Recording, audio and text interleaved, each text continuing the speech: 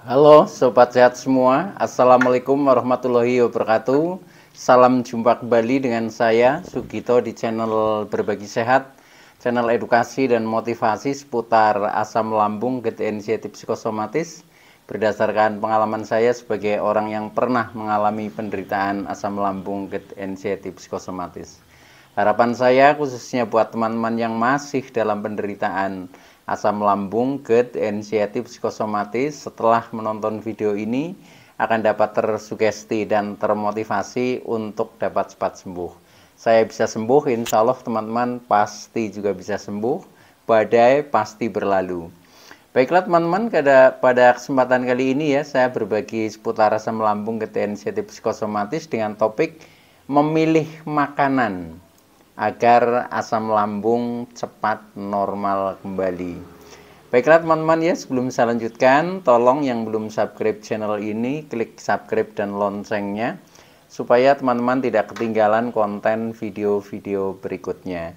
Dan jika suka, klik like, selalu bagikan ke sosial media teman-teman, semoga bermanfaat buat kita semua. Baik, kita lanjutkan. Jadi topik kita kali ini adalah memilih makanan ya. Ini penting ya, agar asam lambung cepat normal kembali. Teman-teman semua perlu kita sadari bahwa penderitaan asam lambung, gejala inisiatif psikosomatis yang disebabkan oleh multifaktor ya, baik itu faktor fisik maupun faktor psikis, dengan sensasi yang sangat beragam, mulai dari ujung rambut sampai dengan ujung kaki ya, yang sering kita kenal sebagai 1001 rasa sensasi, memang sungguh luar biasa, sungguh dahsyat, dan perlu kita tangani dengan bijak agar penderitaan asam lambung, gejala inisiatif psikosomatis dapat cepat membaik atau dapat cepat sembuh total. Nah, khusus pada session kali ini ya, saya sharingkan tentang memilih makanan ya. Ini penting mengingat pengalaman yang pernah saya alami ya.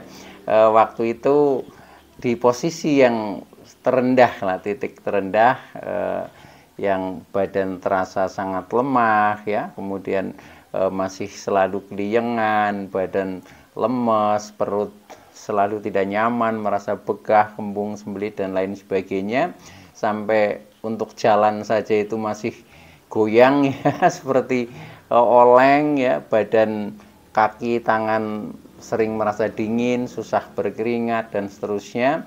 Nah, ini salah satu penyebab adalah dari faktor makanan. Oleh karena itu, dengan kita memilih makanan yang cocok, yang tepat, nah ini akan cukup membantu kita untuk menjadi mudah bangkit ya, mudah bangkit, akhirnya kita menjadi terlepas dari penderitaan asam lambung, gejala inisiatif psikosomatis, walaupun ya faktor-faktor yang lain juga banyak yang menentukan, tetapi faktor demi faktor itu memang harus kita tangani dengan bijak.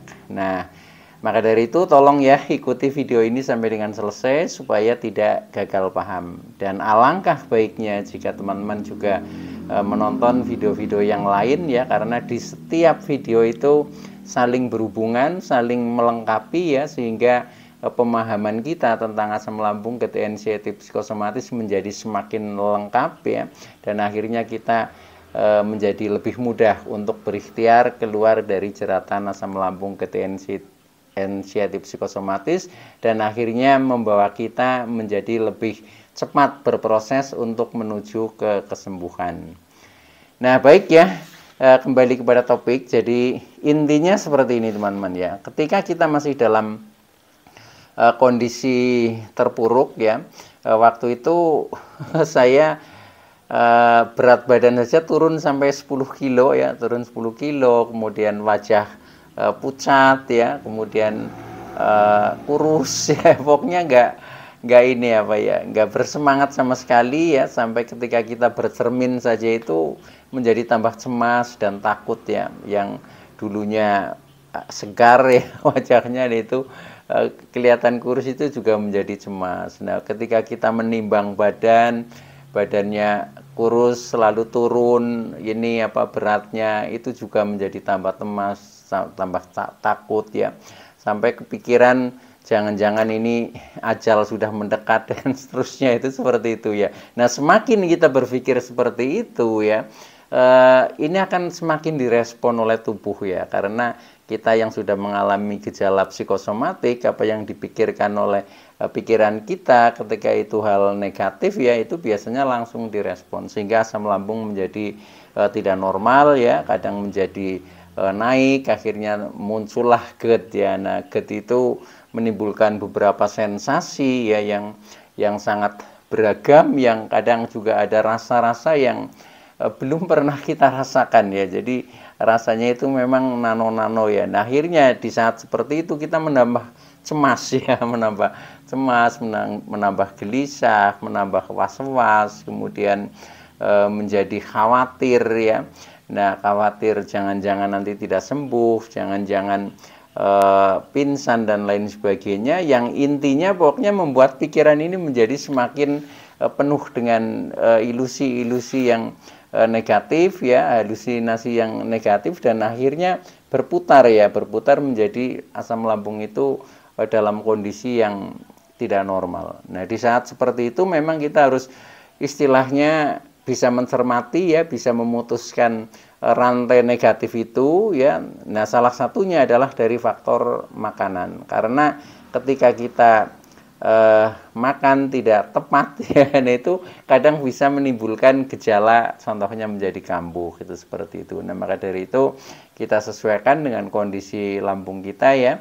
Nah, ini untuk di fase terendah ya, pada waktu fase terendah saya. Nah, ini yang saya lakukan ya untuk memilih makanan agar asam lambung menjadi cepat normal kembali. Yang pertama ya, yaitu dari hal tentang waktu makan ya. Nah, waktu itu karena ketika makan itu kalau porsinya normal itu merasa tidak nyaman ya, contohnya perut menjadi merasa begah, merasa kembung, merasa perih, sembelit dan lain sebagainya. Nah, sehingga untuk waktu makan itu saya rubah menjadi 5 kali teman-teman. Nah, itu karena untuk mengimbangi makannya itu dengan porsi kecil ya. Porsi kecil itu kalau makan itu hanya 1 centong saya ngambilnya itu. Centong aja, centong yang nggak full ya. Jadi itulah. Jadi mungkin hanya ya 1/4 porsi normal, itu malah mungkin nggak ada ya, itu seperti itu. Yang penting kita bisa makan. Sampai pernah waktu itu ya, untuk makan itu sekali makan itu hanya 3 sendok. Nah, itu pun fase seperti itu saya alami. Nah, ini jadi yang pertama tentang waktu makan, kita berusaha tepat waktu ya, yaitu sesuai dengan program yang sedang kita jalani. Nah, ini dari program yang dalam sehari itu 5 kali makan. 5 kali makan itu karena porsinya masih kecil ya. Nah, itu jadi misalkan makan pagi, yaitu makan di jam 6 pagi ya, sekitar itu ya. Kalau misalkan bergeser waktunya, itu usahakan jangan lebih dari setengah jam ya. Jadi toleransinya itu. Jadi makan jam 6 pagi kurang lebihnya itu, kemudian nanti jam 9 itu sudah makan lagi. Jadi 3 jam sekali lah ya. Jam 9, kemudian nanti makan siang itu jam 12 ya, makan, kemudian selang 3 jam berarti jam 3 itu sudah makan lagi, kemudian makan sore atau malam itu jam 6 sore. Nah, itu waktu itu saya lakukan ya. Jadi jam 6, jam 9, jam 12, jam 3, kemudian jam 6 sore. Nah, itu waktu-waktu itu saya tepati. Nah, alhamdulillah kondisi menjadi semakin membaik ya, karena istilahnya lambung menjadi semakin stabil lah, semakin stabil, sensasi di perut menjadi semakin berkurang ya. Nah, itu tentang waktu makan ya. Tetapi seiring dengan berubahnya progres ya, menjadi semakin membaik, kemudian saya kurangi lagi ya. Kemudian setelah tahapan itu terlewati menjadi makan sehari 4 kali ya. Nah, setelah 4 kali sudah membaik, kemudian saya rubah lagi menjadi sehari 3 kali, dan akhirnya berusaha sampai normal ya. Normal itu ya waktunya hanya 3 kali, kemudian porsinya otomatis juga sudah ditambah ya. Walaupun sampai dengan sekarang saya juga masih porsinya agak kecil teman-teman ya. Jadi kalau dibandingkan dengan porsi normal itu sekarang hanya separohnya saya. Itu sudah menjadi kebiasaan, jadi rasanya ya sudah cukup Menurut saya itu seperti itu ya. Beda dengan dulu sebelum terkena asam lambung, gejala anxiety psikosomatis, ya porsinya porsi normal full lah, itu seperti itu. Nah sekarang itu hanya separuhnya, tetapi saya anggap sudah normal. Jadi di titik itulah ya yang saya nyaman. Nah, akhirnya saya teruskan sampai dengan sekarang, dan alhamdulillah bisa dikatakan sudah sembuh total ya. Akhirnya semakin sehat ya, semakin nyaman, semakin damai ya, bahkan menjadi semakin bahagia. Nah itu hanya dari faktor makanan ya, itu yang perlu diperhatikan. Nah kemudian jenis-jenis makanan ya, jenis-jenis makanan itu tentang makanan pokok dulu ya, makanan pokok. Jadi ini yang kedua ya. Jadi tadi yang pertama adalah tentang waktu makan, kemudian yang kedua tentang makanan pokok ya. Makanan pokok terdiri dari ada nasi, ada lauk, dan ada buah.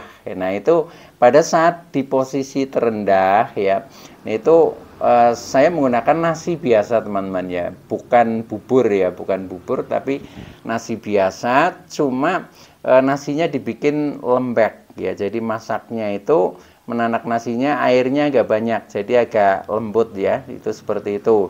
Bukan seperti nasi yang untuk bikin nasi goreng itu kan nasinya agak keras ya, agak perai, itu seperti itu. Nah itu bukan seperti itu, jadi nasinya agak lembek, itu ternyata di perut juga lebih nyaman. Nah itu masih dengan porsi kecil waktu itu ya.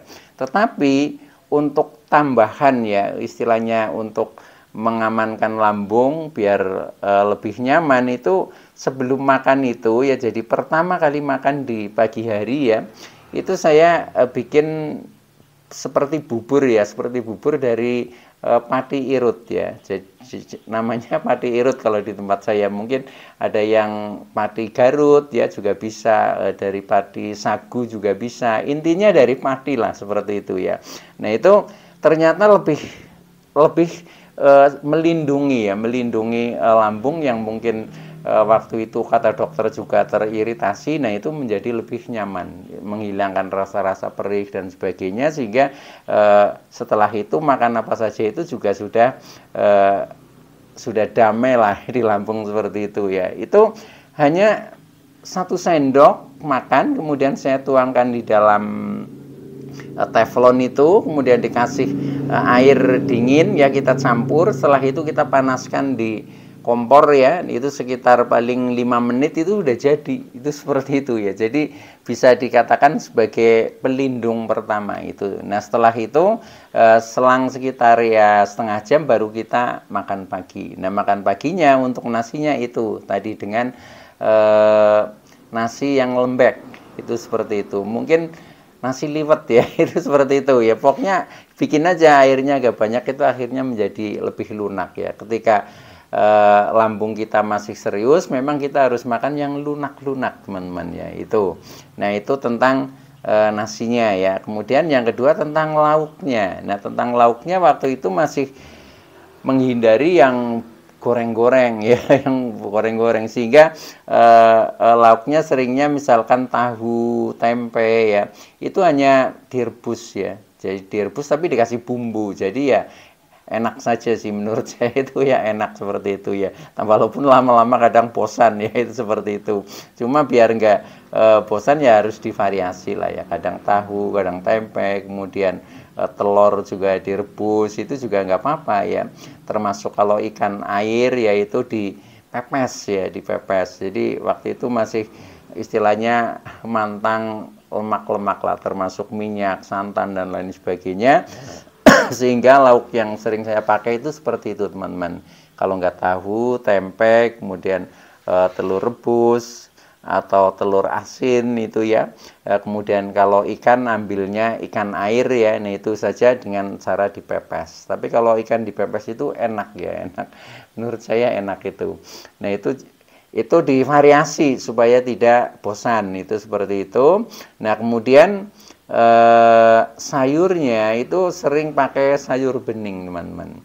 Sayur bening ya apa saja, bisa dengan labu siam ya, bisa dengan bayam ya, bisa dengan pokoknya yang hijau-hijau lah ya, yang hijau-hijau, oyong itu, gambas, yaitu bisa juga ya seperti itu. Jadi usahakan yang hijau-hijau ya, jangan yang putih-putih ya. Kalau yang putih-putih seperti kol itu ya, itu kurang nyaman ya, katanya mengandung gas sehingga rasanya juga menurut saya kurang nyaman ya. Pokoknya yang sayuran hijau ya, itu seperti itu.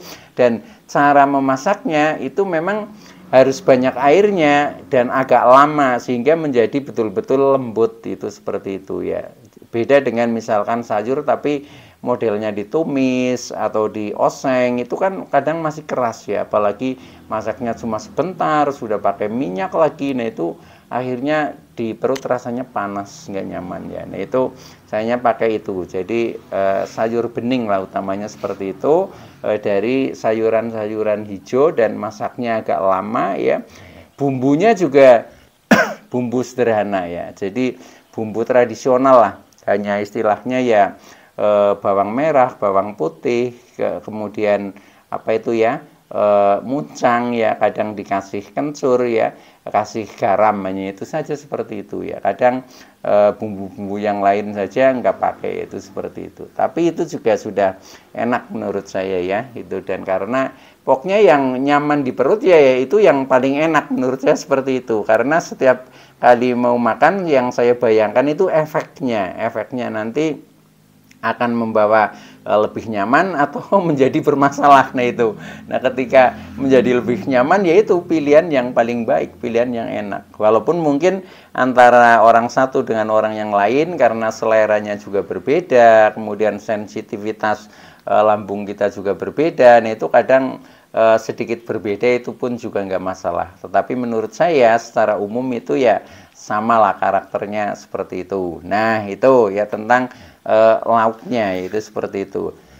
Nah kemudian tentang buahnya ya, buahnya itu saya itu yang rutin itu pakai pisang ya, pisang kepok ya. Pisang kepok itu karena di daerah saya banyak, kebetulan saya di kebun juga banyak ya. Nah itu akhirnya saya manfaatkan itu, dan ternyata itu juga menjadi lebih nyaman ya. Kadang kalau nggak ada pisang kepok, pakai pisang raja nangka ya. Jadi pisang yang agak-agak keras itu justru di lambung menurut saya itu lebih nyaman ya. Seratnya juga lebih tinggi ya. Nah akhirnya menjadi lebih nyaman itu. Kalau buah-buah yang lain saya agak jarang ya, karena pertama buah yang lain itu juga kita harus beli ya. Kemudian yang kedua kadang kebanyakan juga perut kita belum terbiasa. Nah maka yang saya rutinkan itu pakai pisang ya, terutama pisang kepok dan pisang raja nangka. Itu alhamdulillah menjadi lebih nyaman, dan akhirnya berangsur-angsur menjadi semakin membaik dan akhirnya menjadi sembuh, itu seperti itu. Nah kemudian yang ketiga, selain waktu makan, makanan pokok, yang menjadi pertimbangan adalah makanan tambahan atau istilahnya cemilan ya, cemilan. Nah cemilan ini juga saya pakainya yang natural ya, apalagi saya kan tinggalnya termasuk di kampung, jadi untuk jenis makanan-makanan yang alami itu memang ya banyak itu seperti itu ya, di kebun sendiri juga ada seperti itu. Nah itu makanan cemilan itu pakai yang pertama labu kuning rebus teman-teman. Jadi labu kuning rebus itu teksturnya sangat-sangat lembut ya, sehingga di lambung itu menjadi nyaman. Bahkan itu bisa sebagai awalan sebelum makan itu dulu ya, nanti akan menjadi lebih nyaman. Bisa untuk menggantikan seperti bubur pati irut itu ya. Nah itu ketika sedang ada itu labu kuning rebus, nah pakai itu ya, itu lebih nyaman lagi ya. Nah akhirnya pencernaan terasa menjadi jauh lebih lancar ya, lebih lancar, kemudian di perut juga rasanya adem. Nah itu yang membuat kita nyaman ya. Ketika kita merasa nyaman, pertama nyaman di lambung kita, nah akhirnya pikiran juga menjadi tenang ya, tidak negatif. Tetapi kalau kita banyak sensasi, rasa-rasa tidak nyaman, ya sudah, kecemasan kita bertambah ya, pikirannya menjadi negatif, jangan-jangan ini kambuh, jangan-jangan tidak sembuh dan lain sebagainya ya. Nah itu yang menjadikan kita itu anxiety-nya bertambah, itu seperti itu. Maka mulailah dari makanan ya, usahakan pilih yang kondusif, itu insya Allah nanti akan menjadi semakin tenang ya, menjadi semakin membaik, dan akhirnya seperti kecemasan, kemudian psikosomatik itu juga akan istilahnya terkikis lah, lama-lama menjadi normal semuanya, itu seperti itu. Nah itu, jadi untuk 9 itu ya, labu kuning rebus. Jadi ini masih banyak rebusan ya teman-teman ya. Itu. Nah, kemudian selain itu juga singkong rebus ya, singkong juga direbus, atau ubi ya direbus itu. Ubi itu bermacam-macam teman-teman ya. Kadang begitu dengar ubi itu kadang ada yang wah, ubi kan banyak mengandung gas itu seperti itu. Nah, itu yang jenisnya apa dulu ya? Nah, itu ubi rambat ya, yang itu pohonnya tinggi itu, yang ke pohon. Nah, itu justru teksturnya itu paling lembut ya. Itu menurut saya nyaman banget itu. Kalau di tempat saya itu namanya ubi gembili itu seperti itu ya. Itu mungkin di tempat lain ya sama aja banyak, cuma namanya berbeda, itu seperti itu. Bukan ubi yang seperti ubi si lembu, itu bukan itu maksudnya ya. Itu, nah itu perlu dipahami teman-teman ya. Itu. Nah, minimal kalau makanan-makanan yang mungkin kita masih agak ragu, kita coba aja teman-teman ya. Kita coba sedikit, nanti reaksinya seperti apa. Kalau memang reaksinya nyaman, ya udah kita teruskan saja ya. Itu. Jadi carinya adalah kenyamanan. Itu artinya pilihan kita ya di situ. Bila perlu kita ingat-ingat atau kita catat, itu seperti itu ya. Itu. Nah, kemudian yang terakhir selain makanan 9 yaitu tentang minuman ya. Nah, kalau minuman itu ya minum yang alami, nggak aneh-aneh teman-teman ya. Jadi minuman pokok otomatis ya, yaitu dengan air putih ya. Air putih walaupun ini dalam sehari kan kita berusaha 8 gelas ya, 8 gelas ya. Yaitu tidak harus putih semua ya, karena putih semua kadang kita bosan juga, kemudian kandungan energinya kan juga kurang ya, karena putih ini kan tidak mengandung kalori lah, hanya netral ya itu. Nah, maka dari itu selain air putih itu pakai teh ya, tapi teh yang bening bikinnya teman-teman, hanya untuk rasa-rasa saja ya. Kemudian kita kasih gula, tetapi juga jangan terlalu banyak, hanya biar ya sedikit ada manis-manisnya seperti itu. Kalau terlalu manis itu juga kadang respon lambung sensitif ya.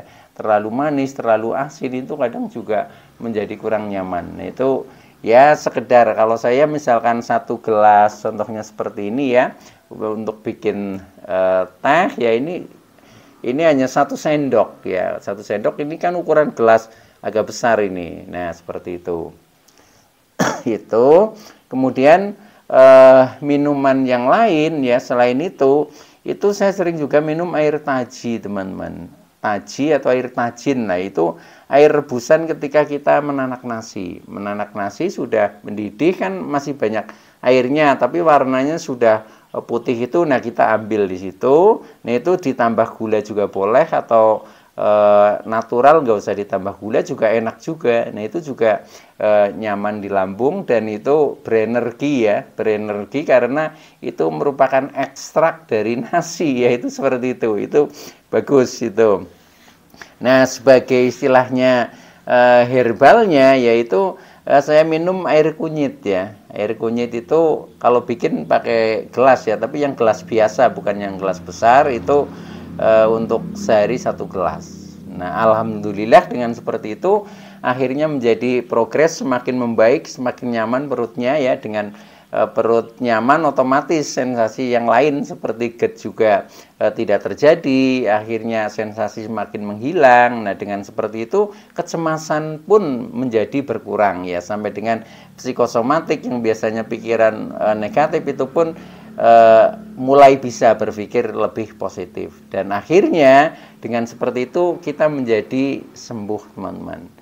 Nah, baiklah teman-teman, ya itu dulu yang bisa saya sampaikan. Mudah-mudahan teman-teman yang masih dalam penderitaan asam lambung, gejala sensitif psikosomatis akan segera sembuh ya. Saya bisa sembuh, insya Allah teman-teman pasti juga bisa sembuh.